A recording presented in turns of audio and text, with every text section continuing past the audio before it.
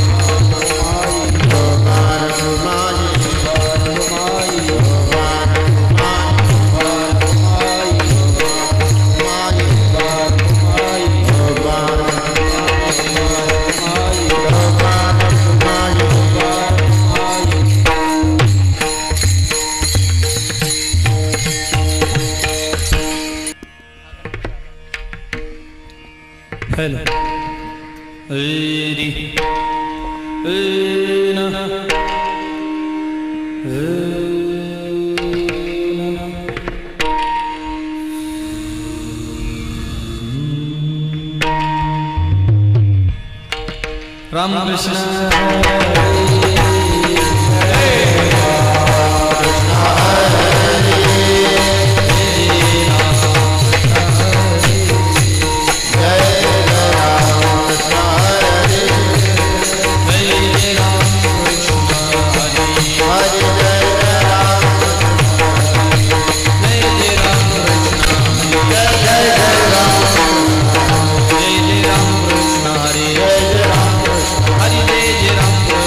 जय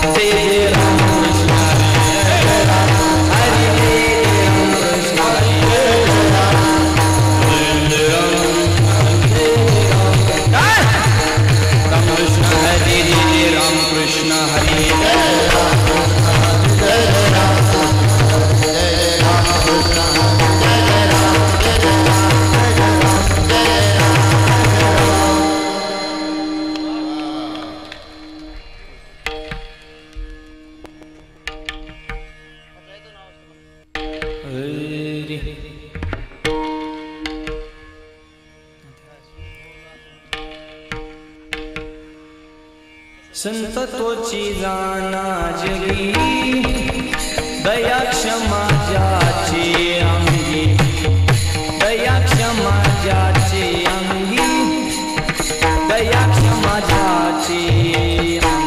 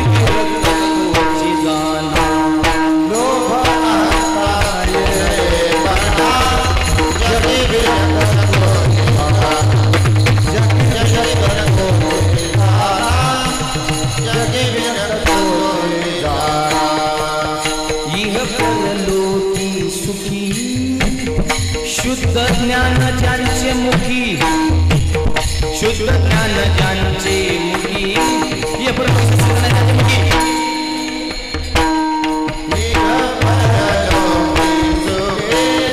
शुद्ध ज्ञान ज्यांचे मुखी शुद्ध ज्ञान ज्यांचे मुखी ये परमेश्वर शुद्ध ज्ञान ज्यांचे मुखी लोक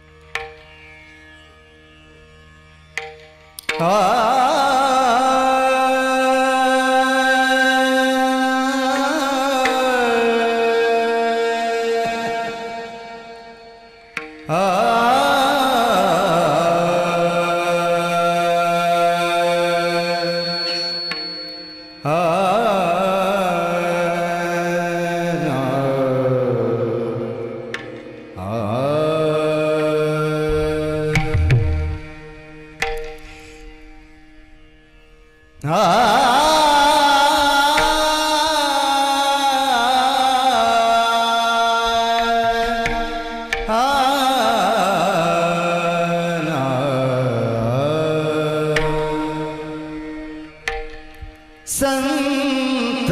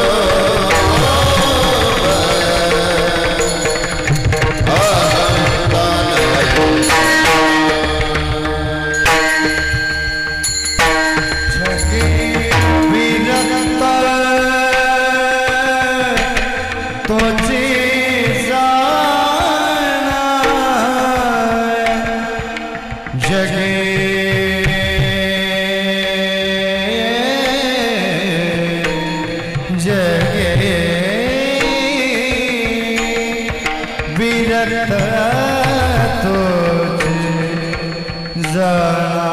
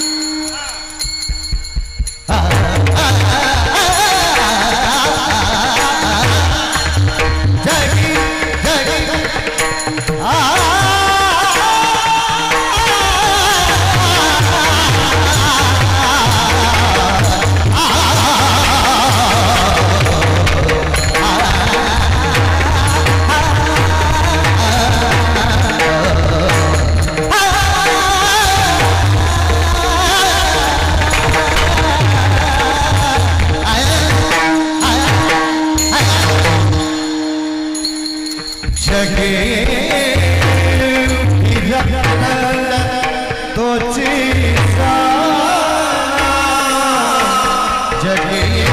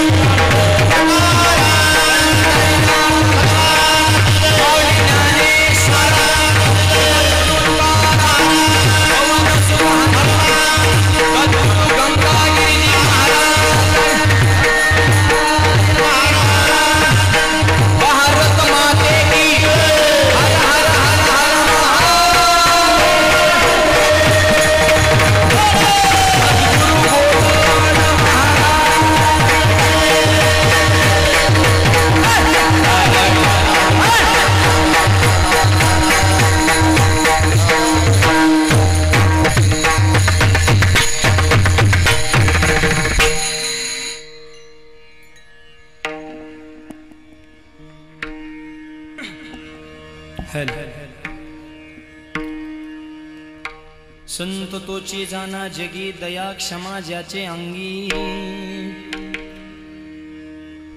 लोभांतान हे मना जगी विरक्त तोची जाना इह परलोकी सुखी शुद्ध ज्ञान ज्यांचे मुखी लोभांतान हे मना जगी विरक्त तोची जाना मिथ्या कल्पना मागे सारा ताटी उघडा ज्ञानेश्वरा लोभांतानो हे मना जगी विरक्त तोची जाना विडल विडला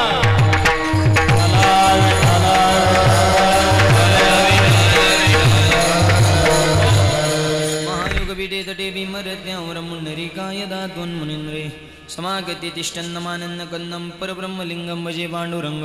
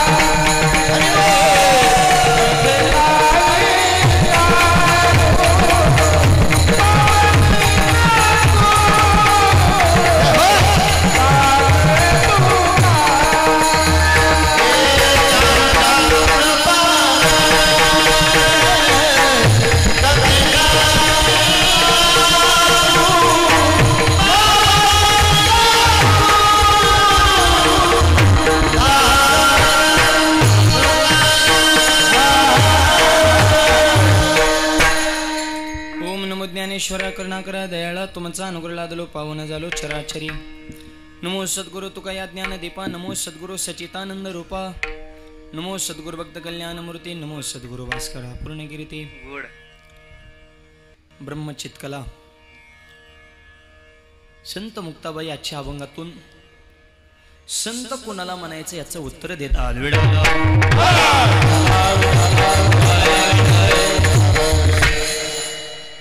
मुक्ताबाईच्या ताकीच्या अभंगातील हा अभंग सेवेकरता घेतलेला आहे. स्वर कमी करा ह्याच्यातला बंद केला तरी चालत. या शिलेगाव नगरीमध्ये परंपरेने चालत आलेला हा भव्य आणि दिव्य अखंड हरिनाम सप्ताह आणि या वर्षी भव्य आणि दिव्य नियोजन श्रीमद भागवत कथा महायज्ञ सोहळा समस्त ग्रामस्थ शिलेगाव कार्यक्रमाचे सर्व संयोजक आयोजक नियोजक टाळकरी माळकरी वारकरी गायक वादक विनेकरी चौकदार शिष्टीमध्ये मातृग पितृग बालक मंडळ महिला मंडळ तरुण मंडळ सामाजिक आर्थिक राजकीय धार्मिक शैक्षणिक आध्यात्मिक व्यवहार सहकार व्यापार कला क्रीडा कृषी सर्व क्षेत्रातील व्यक्तिमत्व गावचे सरपंच उपसरपंच सदस्य तलाठी भाऊसाहेब पोलीस पाटील तंटामध्ये अध्यक्ष सोसायटी चेअरमन व्हाईस चेअरमन संचालक आजी माजी गावकरी पंचकृषी अन्नदाते अन्नदान करणारी गावे सर्व देणगीदार व्यासपीठ चालक मार्गदर्शक प्रेरणास्थान हितचिंतक झाले सगळे आता सगळ्याला धन्यवाद. शेवेला प्रारंभ ज्यांच्या आशीर्वादाने हा सोहळा संपन्न होत आहे आपल्या सर्वांचं आराध्य दैवत परमपूज्य योगराज सद्गुरू गंगागिरीजी महाराज गंगागिरी महाराजांच्या आशीर्वादानं हा भव्य आणि दिव्य नामयज्ञ सोहळा संपन्न होत आहे. ज्यांचे आशीर्वाद आपल्याला लाभलेले आहेत ब्रह्मलिंग परमपूज्य नारायणगिरी बाबा आणि ज्यांच्या अमृतवाणीतून आपण ही भागवत कथा श्रवण करत आहोत असं आपल्या सगळ्यांचं लाडकं व्यक्तिमत्व आणि महाराष्ट्रातील वारकरी संप्रदायातील एक आदरणीय वंदनीय असं ज्यांचं स्थान आहे असे आपले सगळ्यांचे लाडके महंत गुरुवर्य परमपूज्य स्वामी रामगिरीजी महाराज रामगिरी बाबांच्या मुखातून आपण ही भागवत कथा श्रवण करत आहोत. त्यांच्या कुशल अशा मार्गदर्शनाखाली हा सोहळा संपन्न होत आहे आणि श्री गोदावरी धाम अर्थात सरला बेट या संस्थांवर प्रेम करणारे समस्त शिलेगावकर आणि परिसरातील सर्व गावं सगळ्यांनी मिळून आयोजित केलेला भव्य दिव्य सोहळा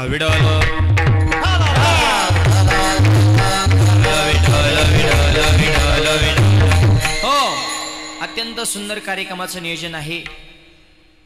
हा भव्य दिव्य धर्ममंडप एवढं सुंदर नियोजन आणि हा सोहळा पाहिल्याच्या नंतर तुमच्या चेहऱ्यावरचा आनंद पाहिल्याच्या नंतर शिलेगावमध्ये कीर्तन चालू असं वाटत नाही साक्षात पंढरपूरच्या वाळवंटात ही सेवा चालू की काय.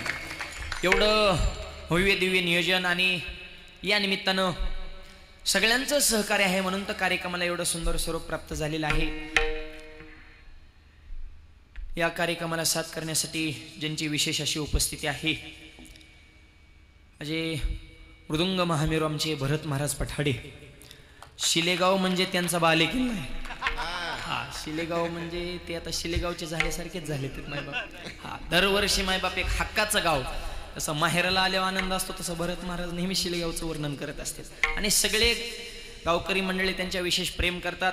मृदुंग क्षेत्रातल्या काय जेवढ्या पदव्या तेवढ्या सगळ्या त्यांच्या पुढे फिके पडतात. महामेरू म्हणा सम्राट म्हणा बादशाह म्हणा पदव्या द्याव्या तेवढ्या थोड्याच आहेत. मी फक्त त्यांना एकच पदवी देतो ढाले गुरुजी की पठाडे हे पठाडे एकत्र झाले माझे माझे भाऊ येते हेच सगळ्यात मोठी पदवी आमच्यासाठी मायबाप. आणि एकदा पठाडे एकत्र झाल्यावर जाळ अंदूर संगत होत असतो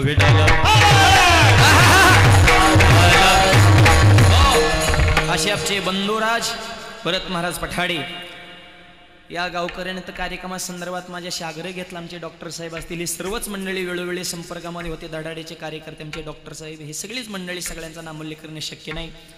भरत महाराजांनी विशेष आग्रह केला की माऊली तुम्हाला यावं लागेल म्हणून आपल्या सगळ्यांच्या प्रेमातून ही सेवा माझ्याकडे आलेली आहे. या निमित्तानं गायनाची साथ करण्यासाठी ज्यांची विशेष उपस्थिती महाराष्ट्राचा बुलंद आवाज भजन क्षेत्रातले एक दिग्गज रत्न असे रामानंद ढाले गुरुजींची सुद्धा या ठिकाणी विशेष उपस्थिती आहे. गायन बिन गणित बिन चक्रधार बी कशाचीच कमतरता नाही गुरुजींकडे. खूप दिवसातून भेट झाली अशी आमचे ढाले गुरुजी त्यांची या ठिकाणी विशेष उपस्थिती आहे. त्यांना मनापासून धन्यवाद. सुंदर अशी कीर्तनाला साथ करण्यासाठी ज्यांची विशेष उपस्थिती महाराष्ट्रातील नामवंत गायनाचार्य भजन सम्राट म्हणजे अतिशय प्रेम करणारे आणि आपल्याच परिसराचं वैभव आमचे किशोर महाराज शेळके शेळके महाराज या ठिकाणी उपस्थित आहेत, त्यांनाही मनापासून धन्यवाद. आमच्यासोबत आलेले आमचे बंधू प्रवीण महाराज पठाडे त्यांची उपस्थिती आहे. आदी करून वारकरी शिक्षण संस्थेतील हे सर्व बालटाळकरी विनेकरी तुळस घेऊन उभा राहणाऱ्या सर्व माऊली कॅमेरामन, सुंदर अशी साऊंड सिस्टीम ज्यांची आहे असे आमचे सुनील भाऊ असले म्हणजे कीर्तनकाराला टेन्शनच नाही, गायकन वादकन त्यांना उलट म्हणावं लागतं आवाज कमी करा.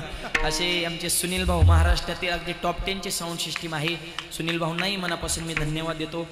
आदी करून उपस्थित सर्व मातृग पितृग सगळ्यांच्या चरणी नतमस्तक सेवेला प्रारंभ वेळ.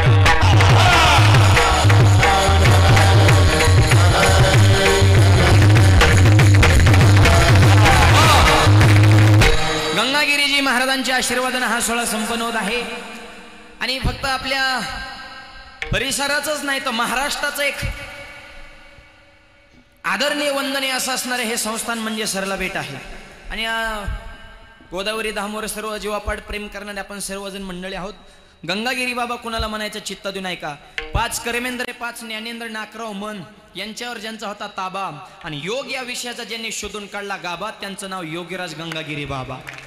म्हणून त्यांच्या नावापुढे योगीराज लावावं लागतं. योगाची आणि एक सांगतो, काही योगी आहेत पण संत नाही, काही संत आहेत पण योगी नाहीत, काही संत आहेत योगीत पण वारकरी नाही. या तिन्हींचा संगम ज्यांच्या जीवनात आहे ते आमचे गंगागिरीजी महाराज मायबाप. आळंदी देहू पंढरी त्र्यंबकेश्वर पैठणचे निष्ठावंत वारकरी. आणि ब्रिटिश काळामध्ये गुरुजी इंग्रजांच्या काळामध्ये सत्ताधाऱ्यांच्या डोळ्यावर न येता वारकऱ्यांचं संघटन करणं म्हणजे तारेवरची कसरत होती. पण त्या काळात सुद्धा वारकरी संप्रदायाचे प्राण झोकून देण्याचं काम आमच्या गंगागिरी बाबांनी केलंय. म्हणून म्हणतात साधू थोर जाना साधू थोर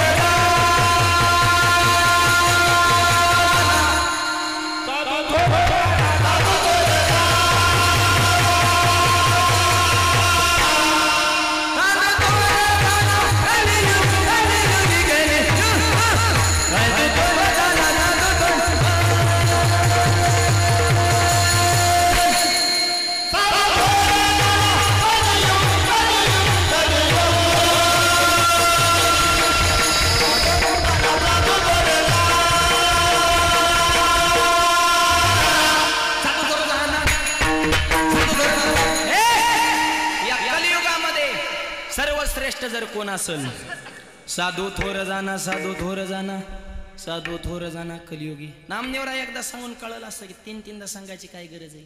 साधू थोर साधू थोर साधू साधू 3दा थोर का म्हणले तर तिन्ही लोकातही थोर आहे. स्वर्ग मृत्यू पाताळ तिन्ही लोकांसाठी.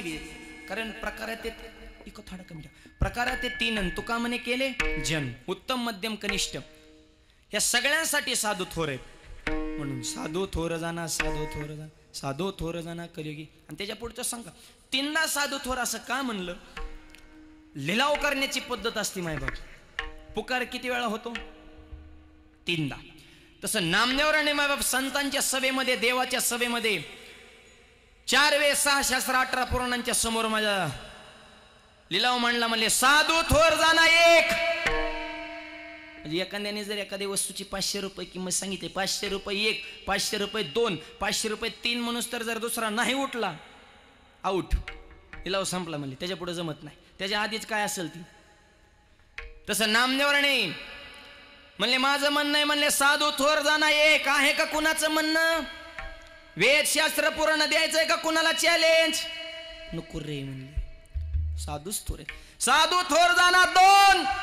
दुसऱ्यांदी पुकार केला तरी बी चालच आहे ना. साधूला कोण चॅलेंज देईन? देव द्याना तर बाकीच्याच काय विषय. आणि साधू थोर जाना 3. लिलाव संपला आणि जगाला शिक्का टाकला की कलियुगात साधूच थोर आहेत. विठ्ठल अशा महान साधूंच्या आशीर्वादाने हा सोहळा चालू आहे. आणि म्हणून तर संतपर प्रकरणातील मुक्ताबाईचा अभंग आणि त्यांची कसं असतं परंपरेमध्ये एखादा महापुरुष झाल्याच्या नंतर ते संस्थान ते पीठ ते धाम पुढे जर चालवायचं असेल तर तेवढ्याच तोला मोलाचं रत्न लागत असतं. तसं आमच्या सरला बेटचं हे परमभाग्य म्हणावं लागेल. रामगिरी बाबांसारखं रत्न मायबाप आणि तेवढ्या ताकदीने त्याच्यापेक्षा पावर लावून महाराष्ट्रभर हे फुलवण्याचं काम ते करतायत मायबाप. म्हणून अयोध्येला राम मंदिर झालं, मोजक्याच वारकऱ्यांना निमंत्रण होते, त्यात आमच्या रामगिरी बाबांचा नंबर लागला. हे त्यांच्या जीवनात जी निस्वार्थपणे संप्रदायाची सेवा घडली त्याचं फळ आहे.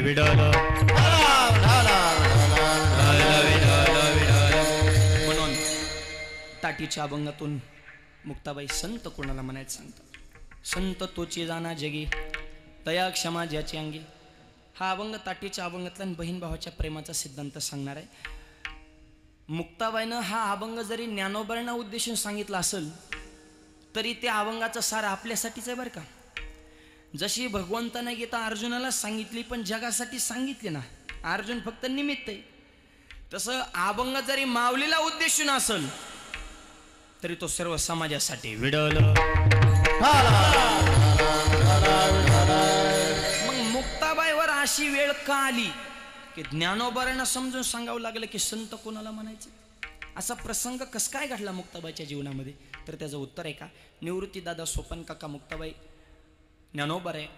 संन्याशाची मुलं म्हणून समाजाने इतका त्रास दिला, चरित्र सर्वांना माहिती आहे. बाबा जोळी फाडली, जोळीतलं पीठ ज्ञानोबारा गोळा करतील म्हणून लोकांनी पायानं फिसकरले, इंद्राणीमध्ये स्नान करू दिलं नाही.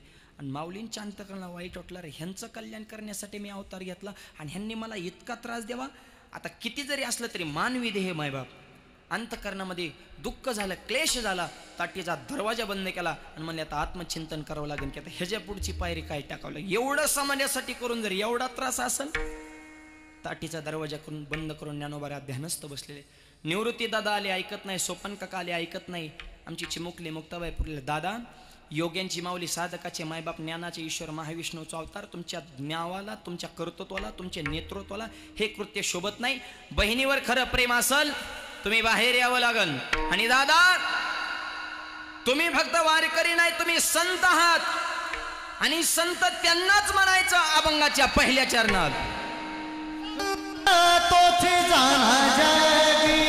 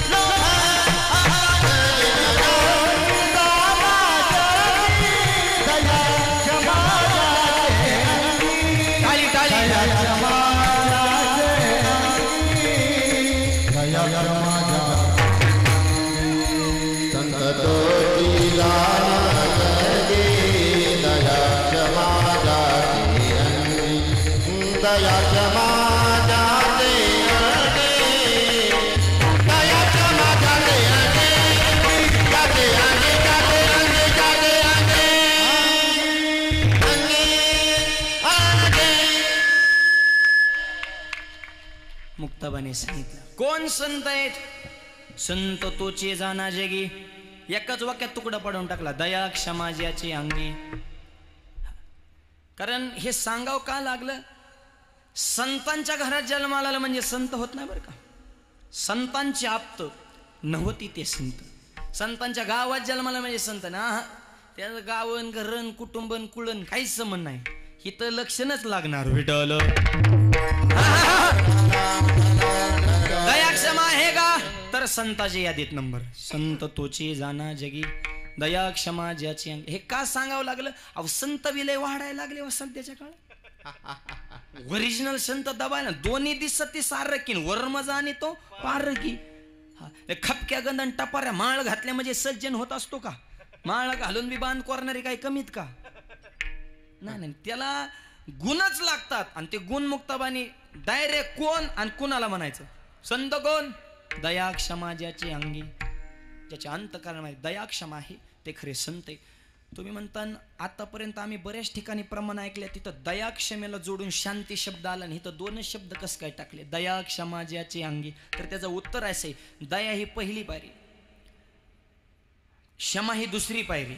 दया म्हणजे कळवळा, क्षमा म्हणजे अंतःकरण समुद्रासारखं विशाल कारण माफ करायला शिका. आणि दया आणि क्षमेचा परिपाक झाला की तिसरी अवस्था प्राप्त होते, त्याचं नाव शांती. दया क्षमा आली की शांती आपोआप येणारच हो. राजा आले म्हणजे मावळे येणारच ना, कीर्तने म्हणजे टाळकरी आलेच ना. तसं दया क्षमा शांती याच्यातच शांतीचा परिपाक आहे. काय दया? ज्ञानोबा सांगतात, आता दया ते आईशी पूर्ण चंद्रिका जैशी, निवविता नकडेशी साने थोर, चिकली रुतल्या गाये दड बाकड न पाय, ते ग्लानीची होई काला बोला. एखादी गाय चिखलात फसली असेल, चांगली वाईट दूध देणारे न देणारे हे न पाहणं, त्याला तिथून बाहेर काढण्याचा हृदयामध्ये कळवळा निर्माण होणं, याचं नाव दया. आणि एक वाक्य बोलतो, चिखलात फसलेली गाय बाहेर काढायचं जाऊ द्या, गोठ्यातली कसाबाला देऊ नका. दोन वाक्य देण्यात ठेवा, एवढा सप्ताह चालू आहे. कीर्तनात आलेल्या प्रत्येक महिलेनं पोटामधील मुलगी म्हणजे भविष्यकालातली आई वाचवा, आणि तरुण मुलांनी कत्तलखान्यात जाणारी गाय वाचवा. प्रभू रामचंद्र परत अवतार घेतल्याशिवाय राहणार नाही. वाजवा टाळ्या जरा जोरात, हा नका नका ना. हा अरे टाळ्याला काय टोल नाका आहे का? काय टॅक्स आहे का? जीएसटी का? जेवण नंतर आहेत काय? त्याच्यामुळं असं झड बसू नका, जरा मोकळं बसा. बरं तुमच्याकडे बघून आम्हाला थोडं सांगा वाटलं पाहिजे, असं जरा टच मध्ये राहा सगळे.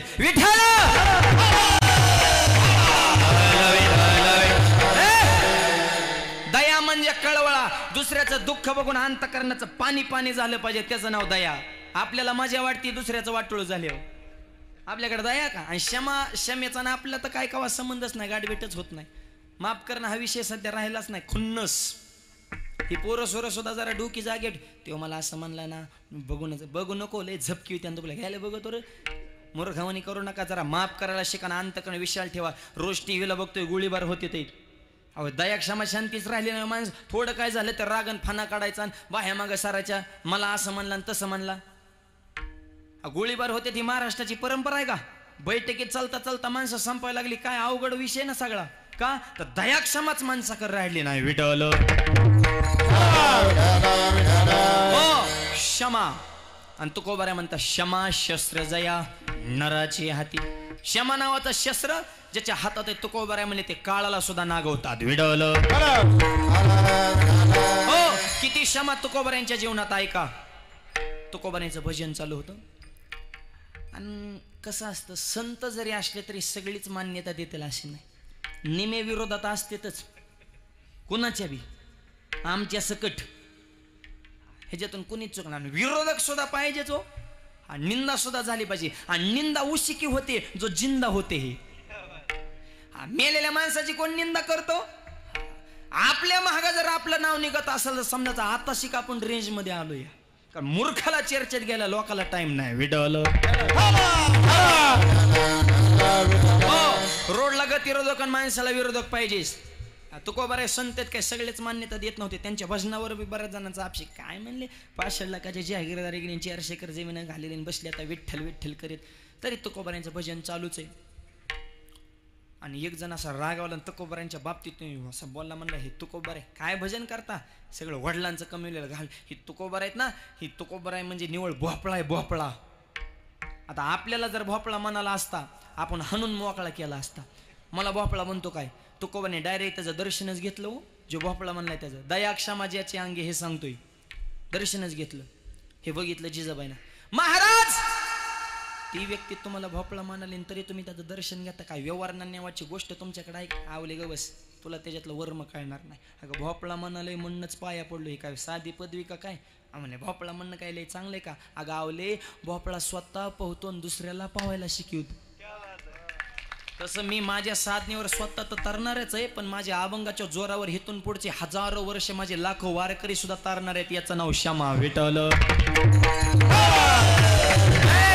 मम्माजी बोनी मारले तरी घरी जाऊन त्यांचे पाय चोपले आहे का ह्याच्यापेक्षा समा? म्हणून ते संत आहेत विठ्ठल. क्षमा, दया आणि क्षमा जर अंतःकरणात आले, तिसरी अवस्था शांती आपोआप प्राप्त होते. शांती पैठण निवासी आमचे नाथ बाबा, नाथ महाराज, शांती ब्रह्मन, गिरजा माता, शांती सरिता. किती शांती अंतःकरणामध्ये नाथ बाबाच्या. इनाम ठेवले होते, इनाम म्हणले नाथ महाराजांना राग आणा आणि पैसे घेऊन जा. विरोधातली माणसं सोपी नसतात. आम्हाला तरी काय नीट बोलत आहेत का काय? मी परवा सकाळ सकाळी कीर्तन चौकात म्हटलं जे हरी, म्हणलं जे हरी. ते म्हणा माऊली कुठे आज खेळ? अरे खेळ म्हणजे काय? जुगार खेळतोय का, मटका खेळतोय का, ऑनलाईन रमी खेळतोय रे? ही तसली आणि लय वाढल्यात. मी मला आमचा आहे खेळ, पण तुला आहे का वेळ? मग दोघाचा घालू मिळून तुला दाखवतो खेळ. म्हणलं आमच्या संसाराची झाली वेळ, तुमचा कावा बघाव खेळ. मग बस ना, ज्याच डोकं काय लावतो र. याला एकच प्रमाण आहे, अनंत वाचाळ बरळती बरळ तया कायचा गोपाळ पावे. अरे आनंद तोंडाने बरळणार सपना सुद्धा देव जाणार नाही.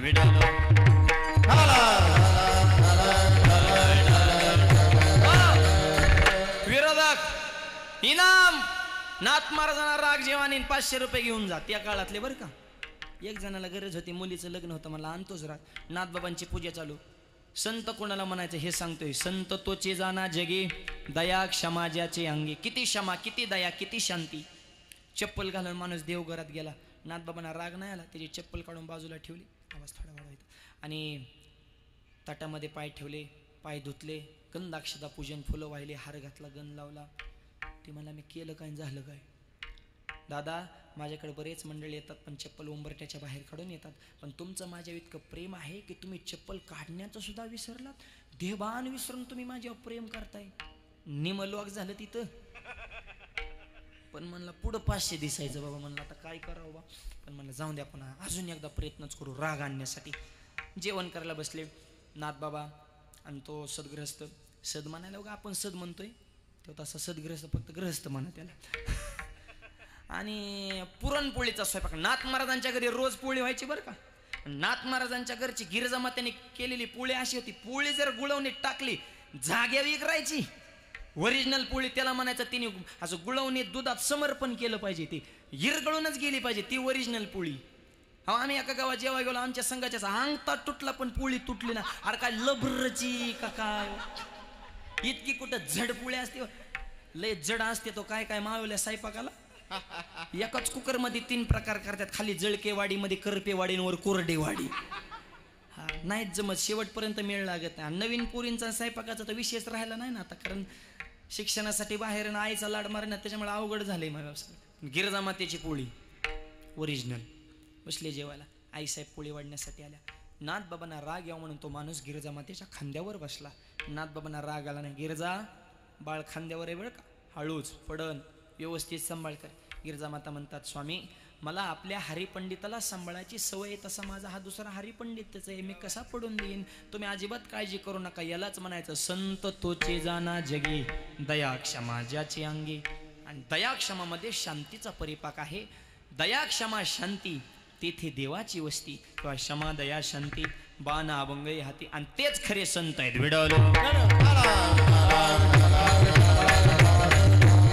सहन करा तुका म्हणे तोची संत, सोशी जगाचे आघात, सोशी जगाचे आघात. तुका म्हणे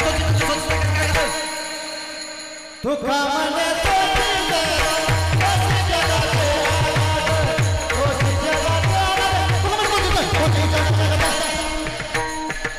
आघात. कोण साधू आहे, कोण संत आहे? जगाचा घाव सहन करतो. तुका म्हणे तोचे संत, सोशी जगाचे आघात. तो आघात जो घाव सहन करतो, ते साधुत्वाला माणसं प्राप्त होत असतात. आणि हे आमच्या मुक्ताबाने सांगतात, दादा ह्यासला किरकोळ रागण हे ते सोडाने या बाहेर. हे बहिणीनं भावाला सांगितलं बरं का. हा बहीण भावाचं प्रेम आमच्या वारकरी संप्रदायाने जगाला शिकवलं. आता बहीण भावाचं प्रेम राहिलं नाही जेमनीला मार्केट आल्यामुळं. बहीण भावा दावाला होते पैसे फेकन मग सहीला ये, आणि त्यात दाजी पेताड असावं मग तर कामच झालं. तू कसंच मिळ लागून ही रोडच्या कडेच्या ज्यांच्या जेमनी ही समृद्धी हायवे ही ती MIDC तिकडे आल्या भावांना इतरा कस काय बहिणीचा ताडा काय ते भाऊ म्हणतात मला भाऊ परवडला पण बहीण नको सह्याच द्या नाही ह्यांनी सह्या दिल्याशिवाय वरचा माली आहे ना या आणि हे आधी पैसे मागत येते त्याच्यामुळं सख्खे बहीण भाऊ सोडले ना आता नवीनच प्रकार आलाय गुरु भाऊ गुरु बहीण गुरु मामा गुरु दाजी अरे सख्खे काय वारलेत का काय भाऊ नडे आडीला गुरु का ठेवा ना पण सख्यावर प्रेम करा आणि पैशासाठी नाती तोडू नका अजून प्रेम होतं बहीण भावाचं आणि अजूनही आहे नाही असं नाही हे उगं पैशामुळे कुठं कुठं नाटी तुटायला लागली आणि महिलांचं सुद्धा आपल्या भाव खूप प्रेम असतं मालकाला वाटतं मालकिनीचं माझे असले प्रेम आहे तुमचा भ्रम आहे खरं प्रेम त्यांचं भावावर आहे संसार बघा किती चिकाटीने करतात संसार करताना तेलातलं पैसे काढतात मिठातलं काढतात जिरीतलं काढतात मोहरीतलं काढतात नवऱ्याच्या खिशातलं काढतात पैसे काढतात गल्ला गोळा करतात माहेरला जातात साडी घेताना अख्या गावाला सांगतात माझ्या भावानं घेतली घेईन ना त्याला भिड्या वड्या मिळालं तुम्हाला साड्या घ्याय मोकळा का तेव्हा रांग जाताना सांगत येतात खायचं एकाजण गायचं एकाजण वर माल काढणं साडी दाखवते भावाने घेतली भाऊ बी झाला तो बी म्हणतो मस्त यार तुझाच माल आहे खिशात हात घालून बघायचा कपडे धुताना नोटा कुठं गायब होते ती चोरून का करा पण प्रेम करा हे प्रेम टिकवा हा महत्वाचा मुद्दा आहे बहीण बुडाली दादा उघडा दरवाजा संत तोची जाना जगी दया क्षमा ज्याची अंगी बरं आता मुक्ताबाने सांगितलं म्हणजे काहींच्या मनामध्ये असा प्रश्न आहे आतापर्यंत ऐका ज्यांनी आपल्या धर्माचा संप्रदायाचा परिपूर्ण अभ्यास केला नाही त्यांचं असं म्हणणं आहे की वारकरी संप्रदायाने हिंदू धर्माने महिलांना दुय्यम स्थान दिले पूर्णपणे चूक आहे मुक्ताबाईच्या अभंग आज कीर्तनाला अजून काय महिलांना स्थान द्या पाहिजे भरत महाराज जनाबाईच्या अभंग त्यांचा गाथ आहे कोण म्हणतं संप्रदायाने महिलांना दुय्यम स्थान दिलं उलट श्रीमुक्तीचा लढा जर सगळ्यात पहिल्यांदा कोणी दिला असेल तर आमच्या वारकरी संप्रदायाने विडवलं चांगदेव शरण आल्याच्या नंतर माऊलीला काय चांगदेवला उपदेश करता येत नव्हता का चांगदेव काय सोपं होतं काय हातात होता नाग बसाय होता वाघ माऊली भिंती बसून आले हे बघून चांगदेवाच्या पोटात पडली आग माऊलीने चांगदेवाचा शांत केला राग आणि मुक्ताई म्हणे चांगदेवा काय मागायचं असेल तर माग आणि मग चांगदेव म्हणतात आई आता मागायचा राहिलाच कुठं बा गुरुपुत्र झालो गुरुपुत्र झालो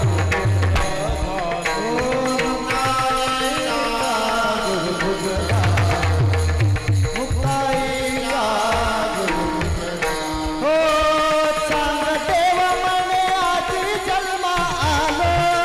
गुरुपुत्र झालो मुक्ताईचा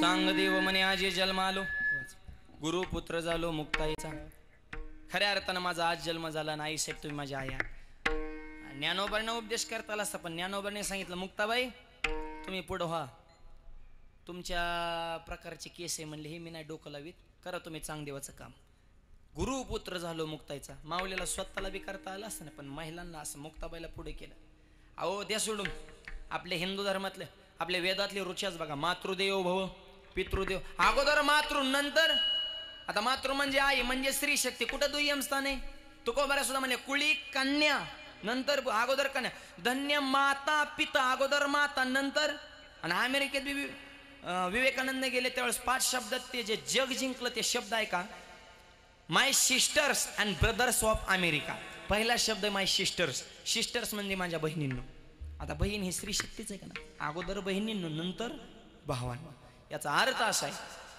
महिलांना दुय्यम स्थान आपल्या धर्माने दिलेलं नाही पण 2-4 पुस्तक वाचून येडेवाणी करणारे जी वाढलेत आहे ना त्यांच्यामुळे चांगल्याला त्रास आहे कीर्तन करताना धोतरच का घालतात जीन पॅन्ट उघडू का गंधच का तो लावूच नको पण आमच्या खपल्या काढू नको अवघड परिस्थिती परिपूर्ण अभ्यास करा द्या सोडून अरे नामदेवरायांच्या कीर्तनामध्ये पंढरपूरच्या वाळवंटामध्ये संतांच्या सेवेमध्ये चाल कुणी म्हणायचे हा सांगण्याचा अधिकार आमच्या जनाबाईला होता नामदेव कीर्तन करी पुढे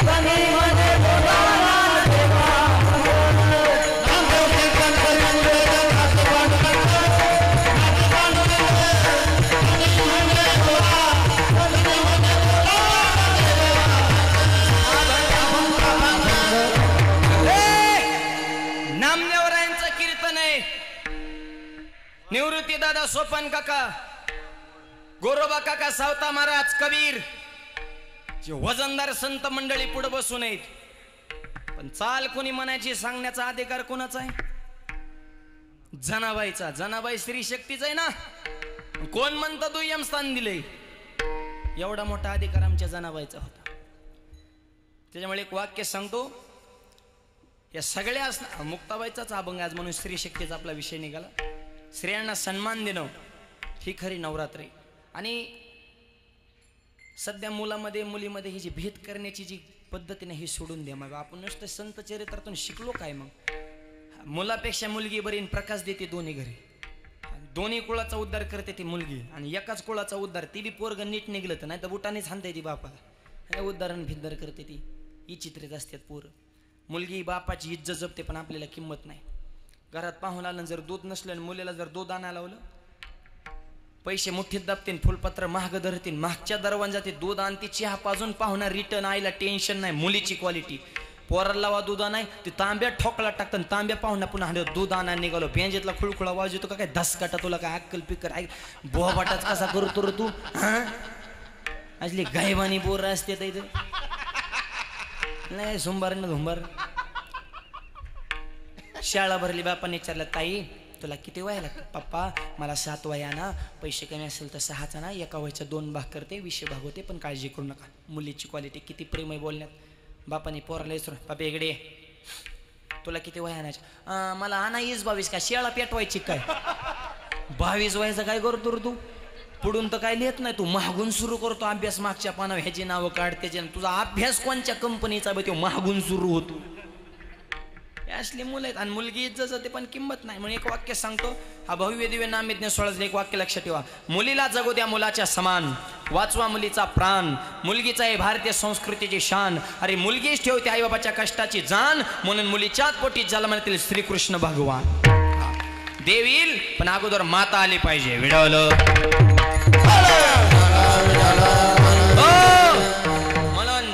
स्त्री शक्तीचा हा सन्मानच आहे. बाबा कोणाशी? मुक्ताबाईचा हा अधिकार आहे. दादा तुम्ही संत आहे. ताटीचा दरवाजा एवढ्या बाहेर. संत तोची जाना जगी, दया क्षमा ज्याची अंगी. दया क्षमा शांती तुमच्या अंतःकरणामध्ये आहे. आणि फक्त दया क्षमा शांती असल्यानंतर संत होतात का? नाही. तर महत्वाचं लक्षण आहे, संत हे विरक्तवान असतात. आणि विरक्तवान कोणाला म्हणायचं? अभंगाच्या दुसऱ्या चरणात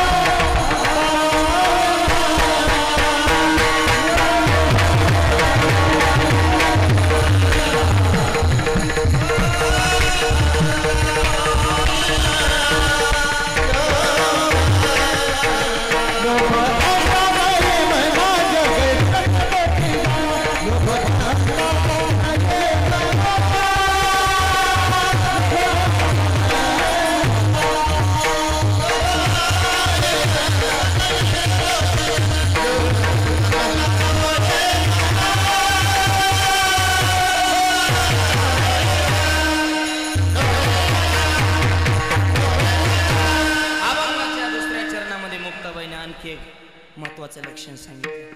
लोभांतानो हे मना जगी विरक्त तोची जाना. लोभ नाही, अहंता म्हणजे अहंकार नाही, आणि विरक्तवान महात्मे ते संत आहे. संतांना लोभच नाही हो,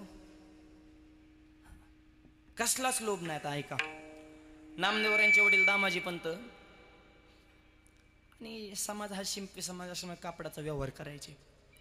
आणि दामाजी पंताने एक दिवशी नामदेवरांना बोलून इकडे म्हणले, भजन तर चालूच ठेवा, पण म्हणले हे जरा बघा पोटा पाण्याचं काहीतरी जरा व्यवसाय करा जरा. हे बाप बी असा पाहिजे, जरा दम टिवली पाहिजे, तो पोरं बी जरा रिंगणात घेतली पाहिजेत बापाने. पोरांचा इतका लाड झालाय सध्या, त्याच्यामुळे ही दबावच राहिला नाही. माझा बाप पोरं बापाव धावते त्यात. दामाजी पंत म्हणले इकडे या नामदेव. तो म्हणता संतान काम, कोणत्या संतांनी काम सोडले? काम करावंच लागन पोटापुरतं. पोटापुरते काम, पोटापुरते काम,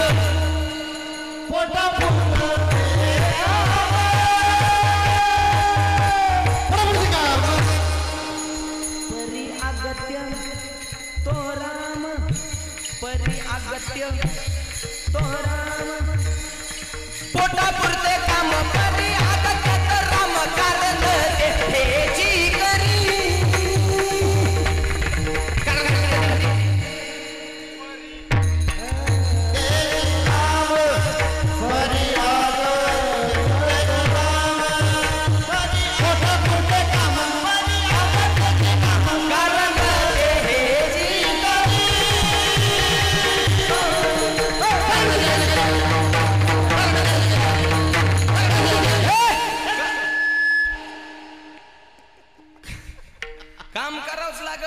फुकट काय देवा इथं आणून देईन का आपल्याला?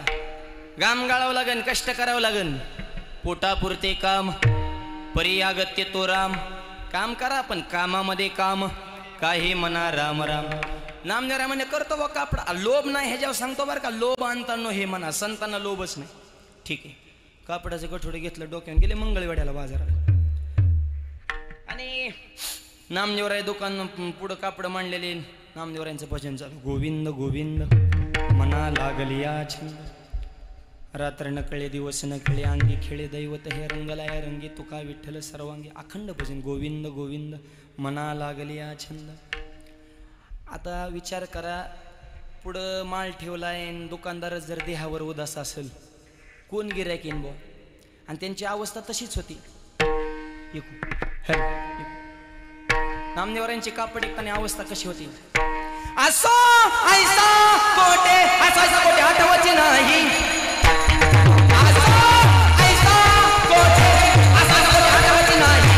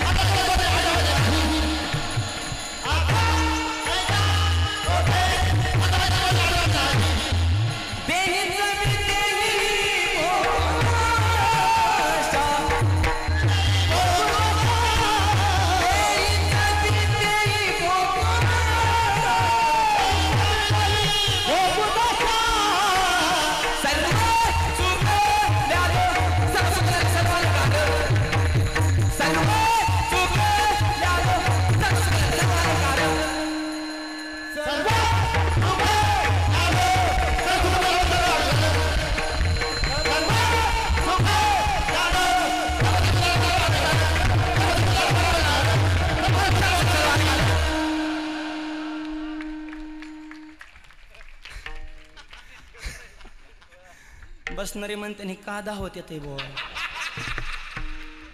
धावणं नाही भाऊ, ह्याला लय घासावी लागते. जिंदगी गेली काय कांचा सा लागा नाही. ताल तर त्यांच्या सपना सुद्धा येत नाही. काय काय गुरुजी सुद्धा शिष्यांना कटाळते, बाज बा तू आता घरगाड तुझ्या नादाने माझं विसरले, पण तू नाही शिकला. तो शाई पाडली, पिटीचं भात फोडलं, पण तुला कुठंच तुझी थाप बसाना. तू 12-12 वर्ष आळंदीत राहिला, पण तुला कुठंच मिळ बसाना. तू आता फक्त घर गाठ. ही एवढं सोपं नाही, हे साधनाच करावं लागते. आणि एवढा आनंद आजोगा गाणारे वजनदार, वाजवणारे वजनदार, ऐकणारे बी वजनदाराचे टाव करूनच काय चाललं रे ह्यांचं नेमकं. काहीच चाललं ना, लय सोपं चाललंय. आसवाईसा कोटी आठवची नाही, देहीच विदेही भोगोदशा. देहावर उदास आहेत मायबाप.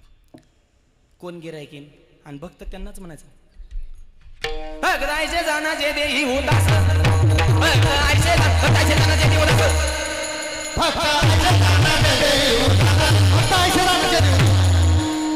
भक्तायचे जाणाचे देही उदास, भक्तायचे देही उदास, भक्तायचे जाणाचे देही उदास, भक्तायचे जाणाचे देही उदास. गेल्याच्या पास निवारून, गेल्याच्या निवारून, विशेष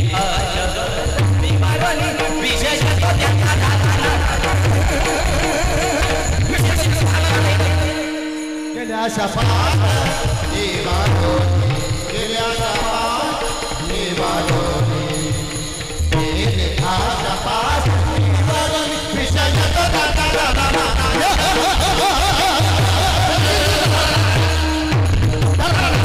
विशेष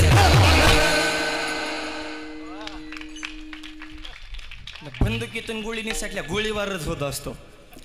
बघतायसे जाणाचे देही उदास, गेले अशा पास निवारोनी. देहावर उदास ते बघताच्या आधी एक नंबरला नामदेवरांचं चालू भजन. कोण गिरायकीन दिवस मावळा रुपया भावाने नाही हो, लोभ नाही ह्याच्यावर सांगतो. बांधले कपडे घेतलं गटुडं निघाले पंढरपूरकडे घरी माघारी. दिवस मावळ्याच्या टायमिंगला विश्रांतीसाठी एका झाडाखाली नामदेवराय थोडे थांबले. त्या झाडाखाली एक मोठाला दगड पडला होता, उघडा बम मोकळाच दगड खापक्या. आणि नामदेवराने त्या दगडालाच बोलायला सुरुवात केली, जय हरी. आणि दगडाच्या वतीनं बी नामदेवरायच बोलायचे बरं का, कारण विष्णुमय जगन वैष्णवांचा त्यांना सगळीकडे आयसा ज्याचा अनुभव विश्वदेव. आपल्याला माणसातला देव दिसना, देवळातला दिसना, नाथबाबाला गाढवातला दिसताना नामदेवरांना दगडातला देव दिसला. जय हरी दगडोबा. दगडोबा म्हणला जय हरी. नामदेवराय म्हणले काय परिस्थिती राव, म्हणले थंडीचे दिवस चालू, शर्ट नाही पॅन्ट नाही, म्हणले थंडी वाजत नाही का, ब्लँकेट नाही, चादर नाही, रग नाही. असेच दगड म्हणला गरिबीचं दुःख वाईट असतं, काय करता म्हणला, दगडाचा जन्म प्राप्त झाला म्हणला, हे अवघड आहे म्हणला. आणि गरिबाचं सध्या जगणंच मुश्किल आहे. फक्त ही मोठी मोठी माल दाबी, त्यात खालची मिलीबिड्या वडू वडू. हे काय मोठ्याने काय कमी माल दाबलाय का. 10 मिनिटं टी व्ही बघा, दिवसभर करमत नाही. धराधरी वडावडी आपटापटी उचला उचली पळापळी भुकाभुकी थुकाथुकी. टायर जाणार ह्याची आली त्याची गेली, हे उठला हे बसला, हे कानला हे भुकला, हे थुकला, हे झोपला ते उठला, हे पिसाळला, हे उसळला, नुसला धिंगाणात चालू आहे मायबाप. 10 मिनिटं टी व्ही बघा, दिवसभर करमत नाही. काय त्या टीव्हीला चांगलं राहिले, रोज बघतोय टीव्हीला, कोण कोणच्या पक्षात हीच कळा ना हो. नेत्यांना कळा ना, कार्यकर्ते कुणीकडे चालले, आणि कार्यकर्त्यांना कळा ना, रातोरात पक्ष बदलायला लागले. काय करते सगळे अस्ताव्यस्त. त्यांना अस्थिर जगाला स्थिर करण्याची ताकद फक्त वारकरी संप्रदायात विडवलं.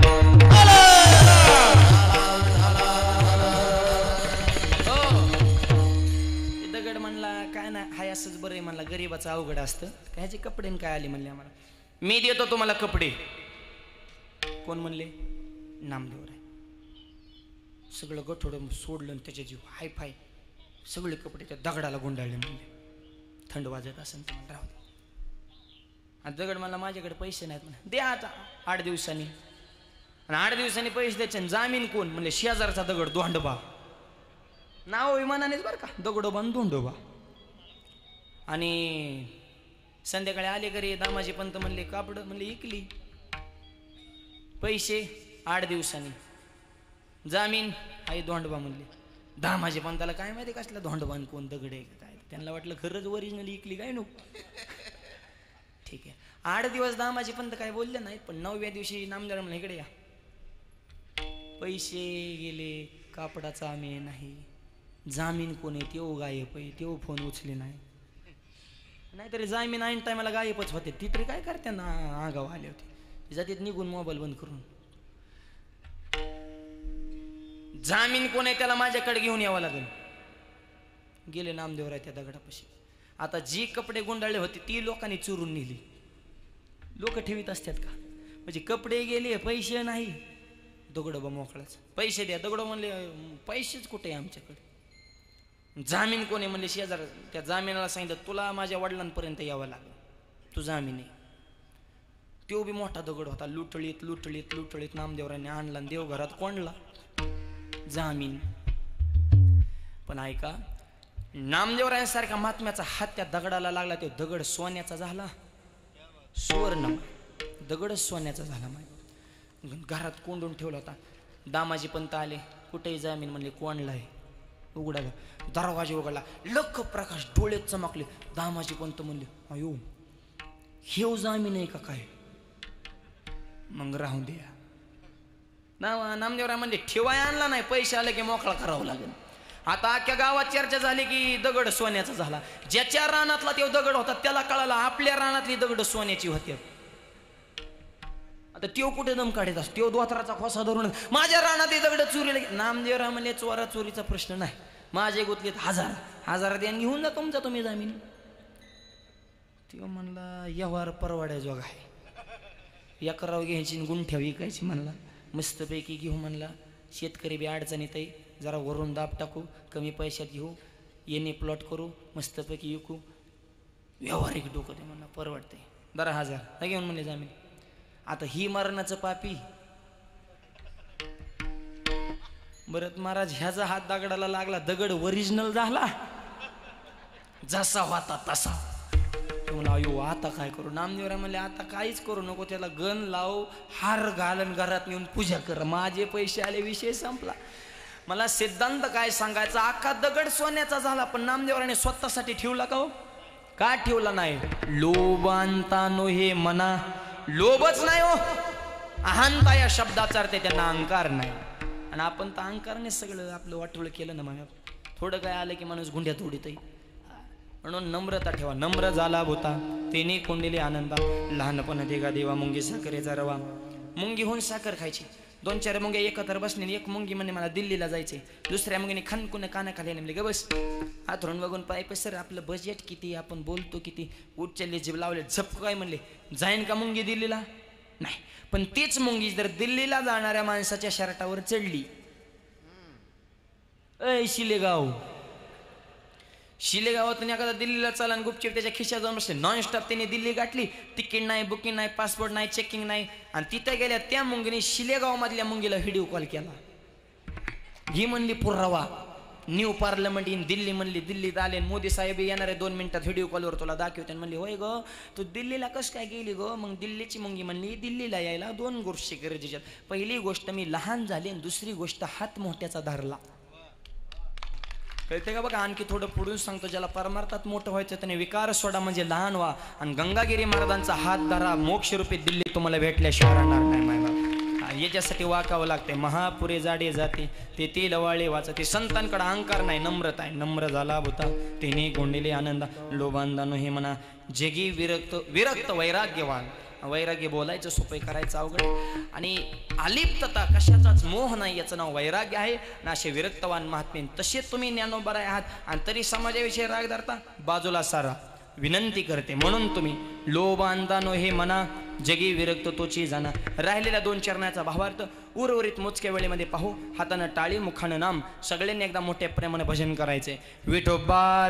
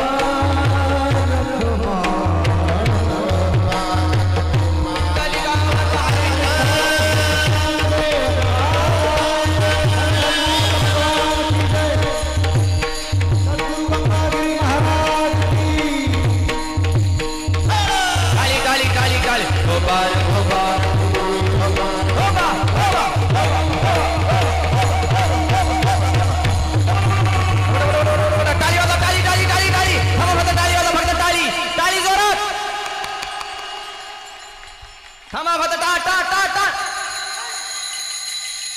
फक्त मर्दन टाळी टाळ मृदंग टाळी टाळ मृदंग टाळी टाळ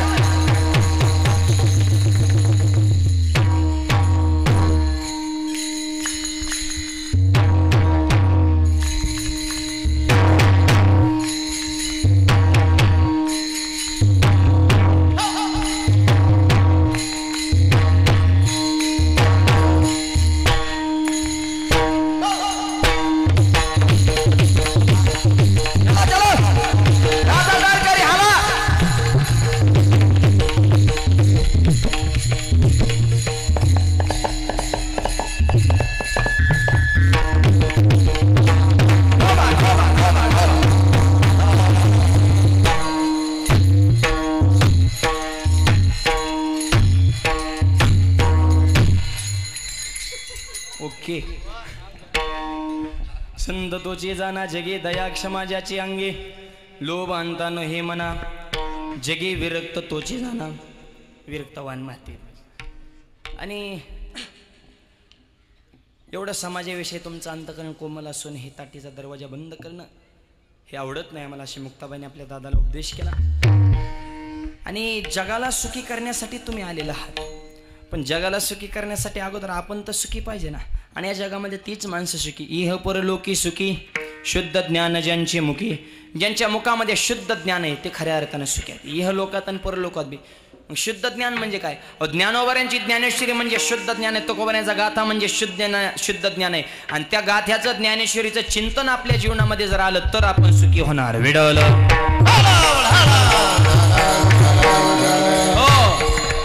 9034 सोळ्यांची ज्ञानेश्वरी जगाला दान दिली मायबाप, पण स्वतःला झालेला त्रासाचा कुठं उल्लेख सुद्धा केला नाही हो. एक ओवी नाही ना, अर्धी सुद्धा नाही, आणि एक ओवीचा भाग सुद्धा नाही की मला असं असं झालं.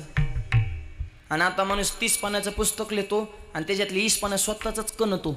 मला अशी म्हणली, मला तशी म्हणली, मला ह्याने तुझं आहे काय, लोकाला टाइम आहे का रे, त्या लोकाचं बोल. आणि मला लय तारा झाला, तुझं काय करायचंय. म्हणजे ही आत्ताची मानसिकता. हरिपटात नाही, वर्णन ज्ञानेश्वरीत नाही, चांगली उपाशिष्टीत नाही, हे तर संतांचं अंतकरण आहे. आणि म्हणून ते स्वतःही सुखी आणि जगालाही सुखी करतात ना. आपल्याला सुखी व्हायचं शुद्ध ज्ञान ज्यांचे मुखी, आणि ज्यांच्या मुखातून शुद्ध ज्ञान आले त्याचं चिंतन आपल्या जीवनामध्ये घडावं. एवढा भव्य दिव्य कार्यक्रम चालेल. हे जे कार्य चालू आहे धर्म कार्य, असावा तो धर्म मग साहो जाते वर्म. आणि धर्माच्या बाबतीमध्ये तरुण पिढीला विनंती, दुसऱ्याच्या धर्माला नावं ठेवू नका, पण आपला धर्म किती श्रेष्ठ हे सांगायलाही कधी मागं राहू नका. ही ज्ञानोबऱ्या तुकोबऱ्यांची विचाराची परंपरा तुमच्या खांद्यावर आहे, आणि जबाबदारी ज्येष्ठ मंडळीने असे सप्ते टिकून ठेवले हे त्यांची पुण्यच आहे. पण त्यांच्यानंतर तरुण पिढीच्या हातात हा कारभार येणार आहे, आणि ज्येष्ठांचं मार्गदर्शन, तरुणांचं योगदान ज्या ठिकाणी असतं त्याच ठिकाणी अशी क्रांती होत असते. विडवलं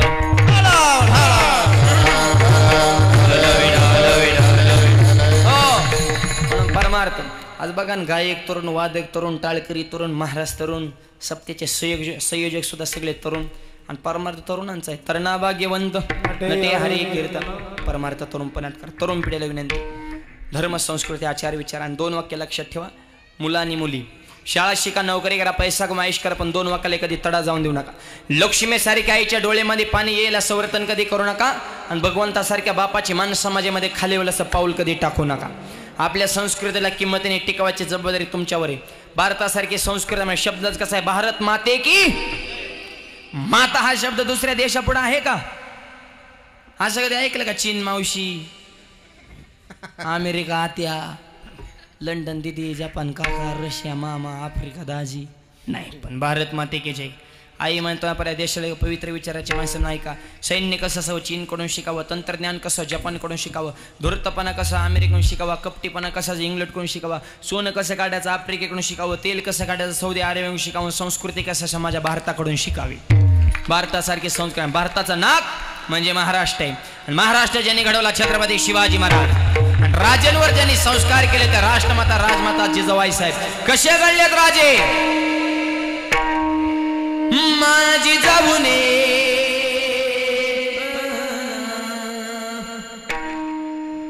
माझी जाऊने दिया हमें सुंदर शिवाजी राजा, जिजाऊने दिया हमें सुंदर शिवाजी राजा, दिया हमें सुंदर शिवाजी राजा.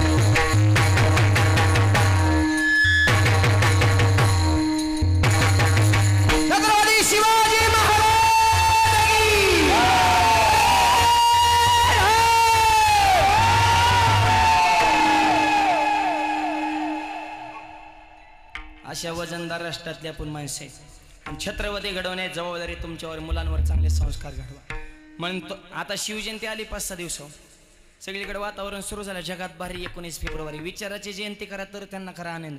तर राजे तुमची महाराष्ट्राला गरज आहे, तुझी तू काय त्या बाटल्या मोकळ्या करा आला का काय रे? पिऊन शिवजयंतीला डीजे पुढे नाचवतो, तलवारीने मान हाणते ना राजे तुझी. हे मूर्खपणा करायचा. सुपारी खात नव्हते राजन, हिव पियाताड खाऊन पिऊन यायचं. मूर्खपणाची शिवजयंती ह्याला शिवजयंती तसली करता करायची असेल तर सात्विक शिवजयंती करा. आचार विचार लोक एक झाले पाहिजे, अन्नदान करा, समाज प्रबोधन कर, कीर्तनाचे का असे सात्विक शिवजयंती ती राहिलं लांब दुसराच धिंगाणा. म्हणून माझी विनंती तरुणा, छत्रपती येतील तुम्ही मावळे व्हा यासाठी 3 वाक्य ऐका. कष्टाची आणि परमार्थाची सोडा लाज, धंद्याला नम्रतेचा चढवा साज, जीवनामध्ये नीतीची आखून ठेवा तुम्ही बाज. असा संकल्प धर्माच्या मंडपाखाली करा तुम्ही आज, आणि थोड्या दिवसामध्ये तुम्ही जाल छत्रपती शिवाजी महाराज. कष्ट करा, कष्टाशिवाय माणसं मोठी होऊ शकत नाही. घामच गाळावं लागेल. म्हणून आपल्या बाराकडे सुरुवातच कपच नाही. क ख ग घ. क म्हणजे कष्ट करा, क म्हणजे काम करा, क म्हणजे कर्तव्य करा. हे सांगण्यासाठी कै आधी काम करा मग खा. ख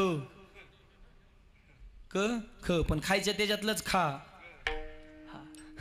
आणि सगळ्यातलं खा. पण 3 गोष्टीतलं खाऊ नका. देवाचं खाऊ नका, गावाचं खाऊ नका, आणि भावाचं खाऊ नका. 3 गोष्टी तरी सोडा, बाकी हाना मग काय हाणायचंय ती. कष्ट करा क, मग खा मग ख. पण मोठं व्हायचं असेल तर गर्व येऊन देऊ नका. ग क ख ग. आणि ज्याला गर्व झाला तो 100% घसरणार. घसरगुंडी.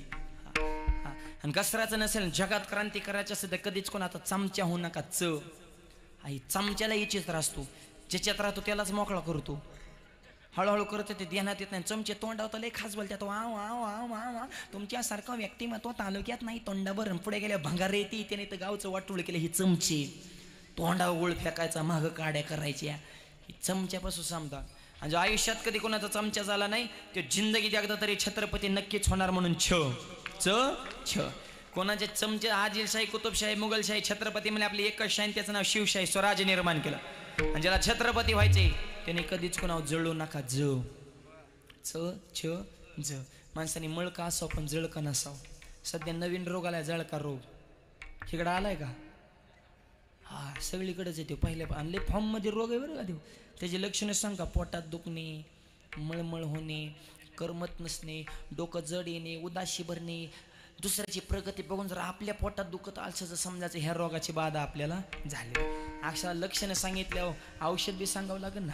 ह्याचं औषध महाराष्ट्रात फक्त एकाच गावात भेटतं, देहूला. कधी गेले तर घेऊन या. 500 रुपयाच्या आसपास त्या औषधाची किंमत असेल. औषधाचं नाव आहे गाथा आणि डॉक्टरचं नाव आहे संत तुकोबाराय. आता त्याच्यातलं औषध सांगतो. त्या मेडिकलमध्ये बरीच औषध आहेत. काही गोळ्यात, काही इंजेक्शन आहेत, काही सलाईन आहेत. 2 गोळ्या सांगतो. एक सकाळी घ्यायची, एक संध्याकाळी घ्यायची. जळक्या रोगावली पहिली गोळी. तुका म्हणे चित्त करा रे निर्मळ, येऊनी गोपाळ राहे. ते चित्त निर्मळ ठेवा ही पहिली गोळी.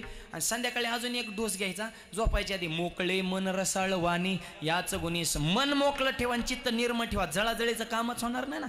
आपली माणसं मोठी करायची. आपला गायक आहे, वादक आहे, परिसरातला कीर्तन आहे, संस्थातले दुकान टाकलं, व्यवसाय टाकला, जाऊन द्या पहिलं गिऱ्हाईक आपलं. गावातला माणूस तालुक्याच्या राजकारणात चमकत असतं तर गावाने मिळून सहकार्य केलं पाहिजे. एकमेकाच्या तांगड्या ओढू नका, त्याच्या तांगड्याला धरून जगा, जळू नका. म्हणजे आयुष्यात कधी कुणावर जळाला नाही दिवसा त्याची कधी झाडाझडती होऊन देत नाही. आयुष्यात टकाटक राठ, मुद्द्यावर ठाम राठ, संकट आल्यावर डगमगू नका. मोठं झाल्यावर ढगात जाऊ नका. प्रत्येक क्षेत्रात तरबेज व्हा. तरबेज असेल थकू नका. यश मिळून पण जरा दमदारा. दमदारण्यासाठी धाडस ठेवा. आणि धाडशी जरी झाला तरी नम्रता सोडू नका. न एवढीच बाराकडे भरपूर झाले. तुम्हाला आता सगळीच एकदा सांगितलं लोड येत असतो. हुशार डॉक्टर असतो ते गोळ्या सुद्धा मापात देत असतो. लय गोळ्या एकदाच खाल्ले मग चक्कर येत असते. त्याच्यामुळे तुम्हाला एवढ्याच गोळ्या भरपूर झाल्या. आता फक्त पथ्य पाळा. विठ्ठल. पण सुरुवात काय? कष्ट करा. ही तरुण पिढीला विनंती. काम करा आणि कष्टाला नीतीची जोड ठेवा. आता नीती राहिली नाही. खऱ्याला गोळी, खोट्याला पुरणपोळी, खरं खातं गटकाळी, गरीबाची फाटली जुहळी, उसलायना टोळी. ही पहिल्यापासूनच आहे. खऱ्याचं मरणच आहे मायबाप. सगळं अवघड झाले. अशा बदलत्या काळात असे कार्यक्रम करण्यासाठी, एवढा भव्य दिव्य कार्यक्रम करण्यासाठी गाव सुद्धा भाग्यवान असावं लागतं. माणसं सुद्धा भाग्यवान असावं लागतं. भाग्यवंत घरी भजन पूजन. भाग्यवंत घरी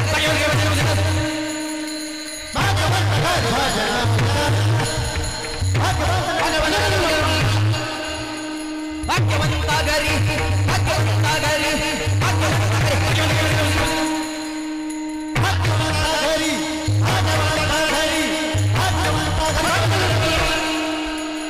त्याची वाट बाहेर रघुनंद त्याची वाट बाहेर रघुनंद त्याची वाट बाहेर रघुनंद भाग्यवंता घरी भजन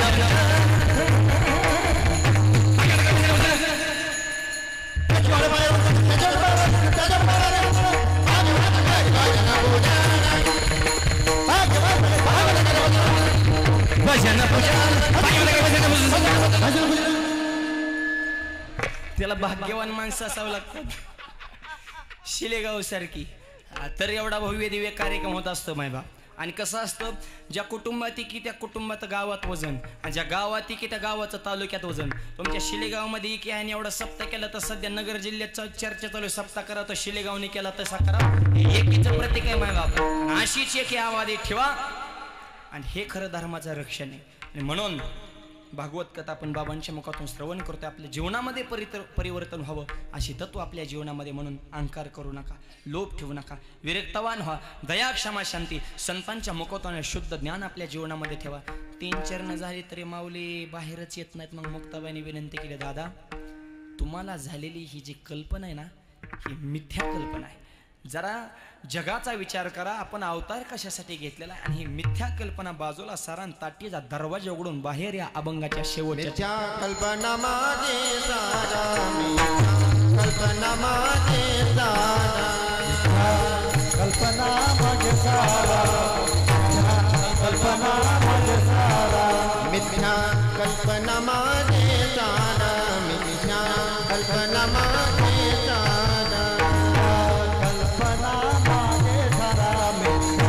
कल्पना माझे सारा ताटी उघडा ज्ञानेश्वरा ताटी उघडा ज्ञानेश्वरा लोक म्हणता नाही म्हणा लोक म्हणता नाही म्हणा लोक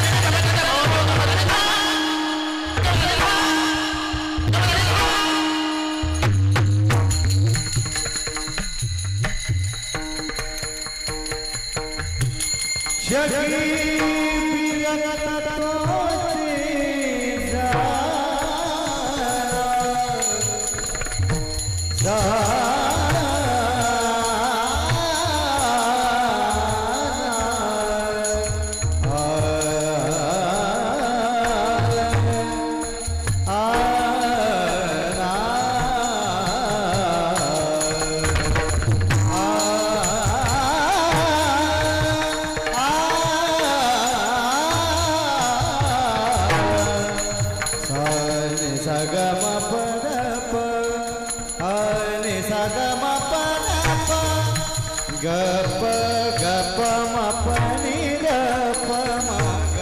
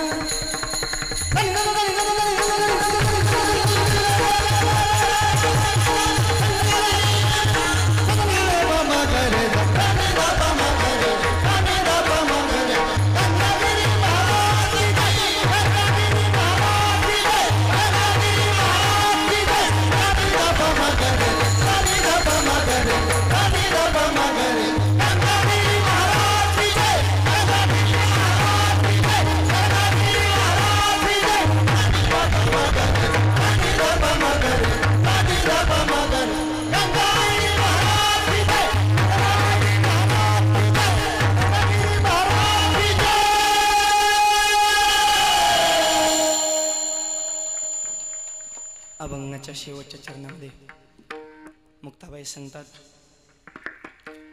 मिथ्या कल्पना मागे सारा, ताटी उघडा ज्ञानेश्वरा.